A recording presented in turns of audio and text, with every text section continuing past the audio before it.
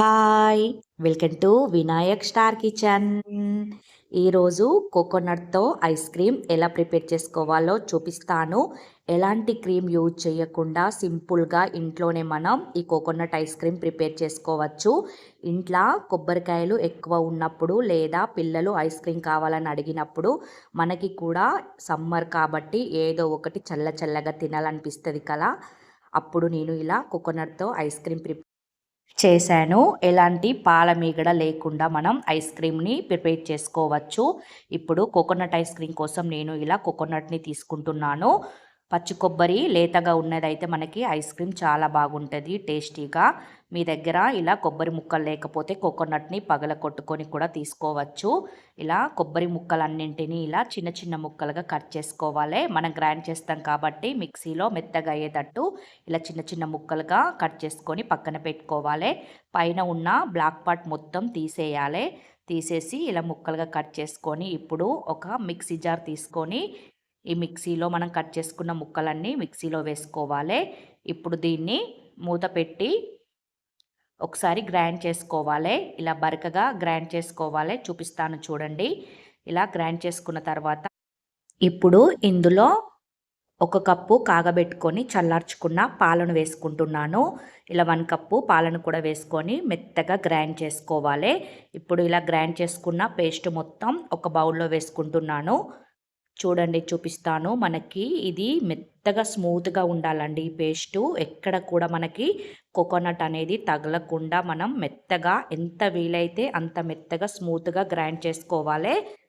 అప్పుడే మనకి ice cream అనేది చాలా టేస్టీగా ఉంటుంది. మనం కచ్చపచ్చగా కానీ కొంచెం కోకోనట్ అలా పేస్ట్ తగిలేటప్పుడు కానీ ఆ టేస్ట్ అనేది మారిపోతుంది ఐస్ క్రీమ్‌ది.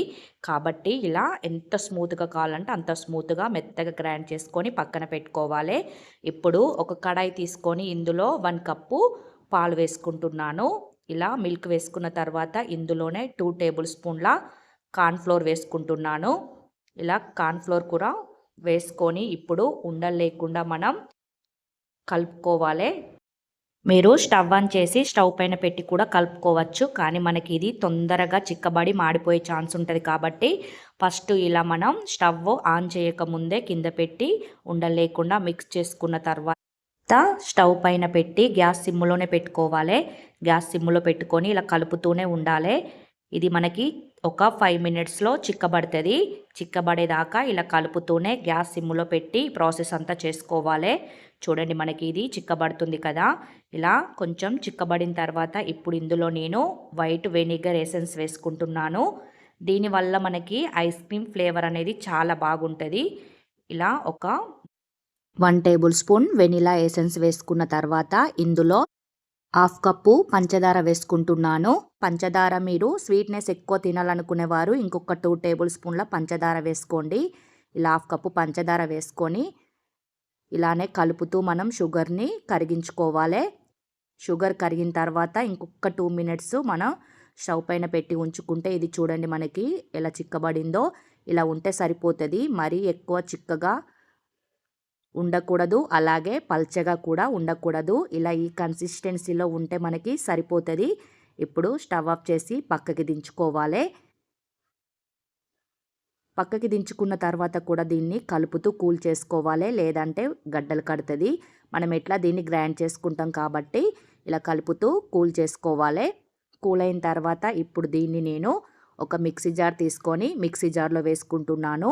ఇలా మొత్తం మిల్క్ కార్న్ ఫ్లోర్ను ఇందులో వేసుకున్న తర్వాత ఇప్పుడు మనం గ్రైండ్ చేసి పెట్టుకున్న కోకోనట్ పేస్ట్ను కూడా ఇందులో వేసుకొని మళ్ళీ మిక్స్ చేసుకుంటున్నాను నేను. ఇలా చేయడం వల్ల ఇంకా మెత్తగా అయిపోయి సాఫ్ట్గా రెడీ అయిపోతుంది మనకి కోకోనట్. లేదంటే మీరు ఒక కార్న్ ఫ్లోర్ మిల్క్ కూడా వేసుకొని ఇది గ్రైండ్ చేసుకున్న తర్వాత డైరెక్ట్ కోకోనట్లో వేసుకొని మిక్స్ చేసుకోవచ్చు. నేను ఇలా 2 మళ్ళీ గ్రైండ్ చేసుకొని బౌల్లో వేసుకొని ఇలా ఒకసారి మంచిగా మిక్స్ చేసుకోవాలి. మనకి ఎక్కడ ఉండలనేటివి లేకుండా ఇలా మంచిగా మిక్స్ చేసుకోవాలి. ఇలా మిక్స్ చేసుకున్న తర్వాత ఇప్పుడు దీన్ని ఇలా కుల్ఫీ మౌల్స్ ఉంటాయి కదా, ఐస్ క్రీమ్ మౌల్స్. ఈ ఐస్ క్రీమ్ మౌల్స్ని తీసుకొని ఇందులో కొంచెం కొంచెం వేసుకోవాలి. ఇలా స్పూన్తో కొంచెం కొంచెం అన్నిట్లో వేసుకొని మూత పెట్టి ఇప్పుడు దీన్ని మనం ఫ్రిడ్జ్లో ఒక 10 అవర్స్ లేదా 12 అవర్స్ దాకా ఫ్రిడ్జ్లో పెట్టుకుంటే మనకి ఐస్ క్రీమ్ రెడీ అయిపోతుంది. ఇలా వేసుకున్న తర్వాత ఇప్పుడు దీనిపైన క్యాప్స్ పెట్టుకుంటున్నాను. మీ దగ్గర గనక ఈ ఐస్ క్రీమ్ మౌల్డ్స్ లేకపోతే ఇంట్లో యూజ్ చేసే టీ గ్లాసెస్, టీ కప్స్ ఏమైనా ఉంటే అందులో కూడా వేసుకొని మనం ఈ కోకోనట్ ఐస్ క్రీమ్ని ప్రిపేర్ చేసుకోవచ్చు. ఇప్పుడు ఈ మిగిలిపోయిన ఈ ఐస్ క్రీమ్ మొత్తం నేను ఇలా ఒక స్టీల్ బౌల్లో వేసుకుంటున్నాను. ఇలా స్టీల్ బౌల్లో వేసుకొని మూత పెట్టి దీన్ని కూడా 10 to 12 అవర్స్ ఫ్రిడ్జ్లో పెట్టుకోవాలి. 12 అవర్స్ తర్వాత చూడండి ఫ్రిడ్జ్లో నుండి తీసి ఇప్పుడు ఒక బౌల్లో కొన్ని వాటర్ వేసుకొని ఈ వాటర్లో ఈ ఐస్ క్రీమ్ మౌల్డ్ని వాటర్లో ముంచుకొని ఒకసారి ఇలా మనం పట్టుకొని తీస్తే చూడండి మనకి ఐస్ క్రీమ్ ఎంత చక్కగా ఊడొచ్చేస్తుందో. ఐస్ క్రీమ్ కూడా చాలా చక్కగా రెడీ అయిపోయిందండి. స్మూత్గా చాలా బాగా వచ్చింది ఐస్ క్రీమ్. అన్నీ ఇదే విధంగా వాటర్లో ముంచుకొని ఒకసారి హ్యాండ్తో ప్రెస్ చేసి ఇలా పట్టి తీస్తే మనకి ఈజీగా ఊడొచ్చేస్తాయి. చూస్తుంటూనే నాకు ఎప్పుడెప్పుడు తినాలనిపిస్తుంది.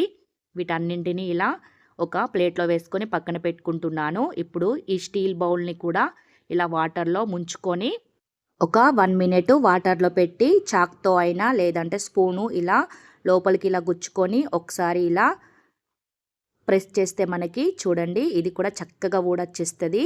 ఇప్పుడు దీన్ని మనం పీసెస్ లాగా మీకు నచ్చిన షేప్లో పీసెస్ లాగా కట్ చేసుకొని తినేయచ్చు. ఇప్పుడు దీన్ని నేను ఇలా రౌండ్గా పీసెస్ లాగా కట్ చేసుకుంటున్నాను. కోకోనట్ ఐస్ క్రీమ్ రెడీ అయిపోయింది. బయట బండి సౌండ్ వస్తే చాలు పిల్లలు ఐస్ క్రీమ్ అని మారం చేస్తారు. సమ్మర్ వచ్చిందంటే మనకి కూడా చల్లగా ఏదో ఒకటి తినాలనిపిస్తుంది కదా. ఇలా ఇంట్లో ఉండే వాటితోనే ఈజీగా కోకోనట్ ఐస్ క్రీమ్ని ప్రిపేర్ చేసుకోండి. చాలా హెల్తీ కూడా. ఎలాంటి క్రీమ్ వేయకుండా ఒక కోకోనట్ ఉంటే చాలండి మనకి ఈ కోకోనట్ ఐస్ క్రీమ్ రెడీ అయిపోతుంది. టేస్ట్ కూడా చాలా బాగుంటుందండి ఈ కోకోనట్ ఐస్ క్రీమ్. మీరు కూడా ట్రై చేయండి. ఈ వీడియో మీకు నచ్చినట్లయితే సబ్స్క్రైబ్ చేయడం, లైక్ చేయడం, అలాగే మీ ఫ్యామిలీ మెంబర్స్కి షేర్ చేయడం మర్చిపోకండి. Thank you for watching. Bye.